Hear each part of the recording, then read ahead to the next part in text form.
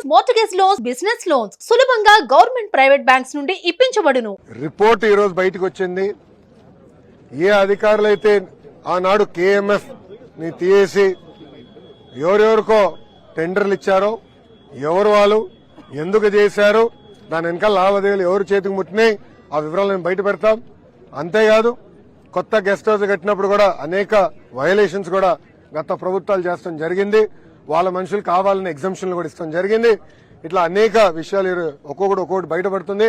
ఇవన్నీ ప్రజల కోర్టులో మేము పెడతాం, మేము వదిలిపెట్టాం. అంటే వైవై సుబ్బారెడ్డి తిరుమలకు వచ్చి ప్రమాణం చేయడానికి కూడా సిద్ధంగా ఉన్నా చెప్తున్నాడు. నేను తప్పు చేయలేదని చెప్తున్నాడు ఆయన. అంటే దీన్ని నమ్మాలి. ఇప్పుడు సిద్ధమా? నేను ఇక్కడనే ఉన్నా. రిపోర్ట్ క్లారిటీ ఇంకేం కావాలి ఆయనకి? అంటే ఆయనకి గ్రిప్ లేదా? ఈయోగా ఉన్నప్పుడు ఆయన తెలియదా ఏం జరిగిందో? ఆనాడు ఏం చెప్పారండి వైవి సుబ్బారెడ్డి గారు ఒక మీటింగ్ లో?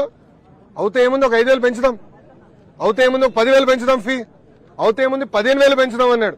అంటే ఎంత అహంకారంగా వివరించారండి. అంటే సామాన్యులు దేవుడి దగ్గరికి వెళ్ళకూడదా, దర్శనం చేసుకోకూడదా? అంటే అడ్డగోలుగా అన్ని పెంచేస్తే సామాన్యులు ఇబ్బంది పడేదానిక? ఆ వీడియో కూడా బయటకు వచ్చింది. మీడియా మిత్రులందరి దగ్గర ఉంది ఆ వీడియో. నేను సూటిగా ప్రశ్నిస్తున్నా, అది చెప్పింది అవునా కాదా?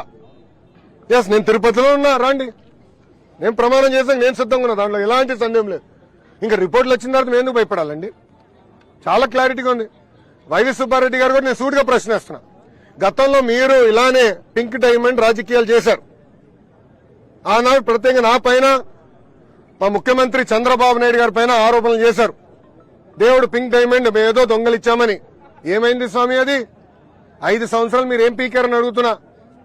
అంటే రాజకీయం చేస్తాం తప్ప పవిత్రత కాపాడుతాం మీకు తెలీదా అని సూటిగా వైవి సుబ్బారెడ్డిని నేను ఈరోజు ప్రశ్నిస్తున్నా. మీరు ఆధారాలు చూపిస్తుంటే భూమన కరుణాకర్ రెడ్డి మాత్రం చంద్రబాబు గారి మీద విమర్శలు చేస్తున్నారు. దాన్ని ఏ విధంగా చూడాలి? దేవుడి పైన వాళ్ళకి నమ్మకం లేదు, ప్రజల పైన వాళ్ళకి నమ్మకం లేదు, ప్రజలు ఇచ్చిన తీర్పు పైన కూడా వాళ్ళకి నమ్మకం లేదు. ఇంకేం చెప్పాలా? అంటే ఆధారాలు ఉన్నాయి, ల్యాబ్ రిపోర్ట్లు బయట పెట్టాం, ఇంకేం కావాలి వాళ్ళకి?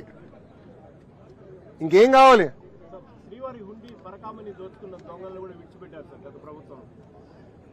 అన్న అన్ని ప్రక్షాళన చేస్తాం. అనేక అవకతవకలు జరిగినాయి, మీడియా మిత్రులందరూ తెలుసు. మీరు తిరుపతి వాసులు. నేను గతంలో వచ్చినప్పుడు కూడా మీరు నా దృష్టికి తీసుకొచ్చేవారు, ఇది జరుగుతుందనా అది జరిగిందనా అని కూడా. పాదయాత్రలో కూడా భక్తులు నన్ను కలిశారు, వాళ్ళు ఎదుర్కొన్న సమస్యలు కూడా అన్నాడు చెప్తాం జరిగింది. అన్ని మేము విజిలెన్స్ ఎంక్వైరీ చేసాం, అన్ని రివ్యూ చేస్తున్నాం, ఎవరిని వదిలిపెట్టాం. పాలక మండలిలో కూడా ఆధారాలతో సహా దొరికిపోయారు. 14 కోట్ల రూపాయలు మాత్రం టీటీడీకి అప్పచెప్పి మిగతా డబ్బులంతా కూడా వాళ్ళు దోచుకున్నారని చెప్పి ఆధారాలతో కూడా ఇప్పటికీ అన్ని విషయాలు పెట్టచ్చు. స్టేట్ విజిలెన్స్ కూడా దానిపైన ఎంక్వైరీ చేసి వాళ్ళపైన చర్యలు ఏమైనా 100% యాక్షన్ తీసుకుంటాం. ఇప్పుడు ఈ మాజీ టీటీడీ చైర్మన్ అరెస్ట్ చేసే అవకాశం ఉంటుందా సార్? ఇద్దరిని, వైవి సుబ్బారెడ్డిని, భూమన కరుణాకర్ రెడ్డి. ఇన్వెస్టిగేషన్ జరుగుతుంది కదా, రిపోర్ట్ వచ్చింది, దానిపైన రేపు ఇన్వెస్టిగేషన్ మొదలు పెడతాం. తప్పనిసరిగా యాక్షన్ తీసుకుంటాం. దీంట్లో ఎవరు ఇన్వాల్వ్ అయి ఉన్నారో వాళ్ళపైన తప్పనిసరిగా యాక్షన్ తీసుకుంటాం. నువ్వు మాట చెప్తున్నా, వాళ్ళు గుండె పైన చేయి పెట్టుకుని ఒక మాట్లాడమని చెప్పండి. నేను సూటిగా వాళ్ళని అడుగుతున్నా, ఎందుకు మీరు కేఎంఎఫ్ కాదని ఇతర ప్రైవేట్ సంస్థలకి మీరు నెయ్యి టెండర్ అందజేశారు? సూటిగా ప్రశ్నిస్తున్నా, గుండె పైన చేపెట్టుకుని మాడమని చెప్పండి. ఎంత అన్యాయమో చెప్పండి. కేఎంఎఫ్ ఏంటండి? It's cooperative Karnataka milk federation.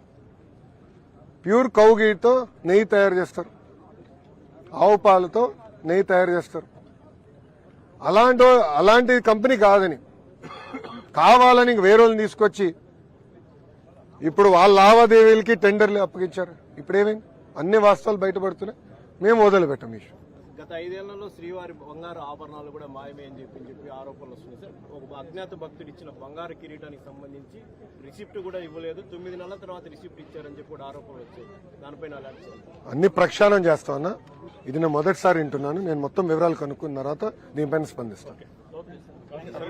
500 కోట్ల రూపాయలు మీను ఇందులో కమిషన్ల ద్వారా చేతులు మారాయని బీజేపీ, టీడీపీ నాయకులు మీడియా సమావేశంలో పెట్టడం జరిగింది. అంటే విచారణ జరిగిన తర్వాత డబ్బు మొత్తాన్ని కూడా తీసి హుండీలో టీటీడీ ఖజానాలో జమ చేయడం కానీ లాంటిది చేయబోతున్నారు. రెవెన్యూ రికవరీ యాక్ట్ పెడతాం అవసరం అయితే. దేవుడి జోలికి ఎవరు వెళ్ళినా వాళ్ళు వదిలిపెట్టే ప్రసక్తే లేదు. ఆనాడు చాలా స్పష్టంగా చెప్పాం. ఏ అధికారులు కానివ్వండి, రాజకీయ నాయకులు కానివ్వండి, చట్టాన్ని ఉల్లంఘించి ప్రజల్ని ఇబ్బంది పెట్టారో, మా కార్యకర్తలు ఇబ్బంది పెట్టారో వాళ్ళందరినీ వదిలిపెట్టానని చెప్పా. నా ఎర్ర బుక్లో వాళ్ళ పేరు ఉన్నాయని చెప్పా. అందుకే ఈరోజు ఎర్ర బుక్ చూస్తే వాళ్ళకి భయం. నేను ఎందుకు వదిలి పెడతాను? సుమన్ టీవీలో మీ పర్సనల్ అండ్ బిజినెస్ ప్రమోషన్స్ కోసం కింది నెంబర్కి కాంటాక్ట్ చేయండి.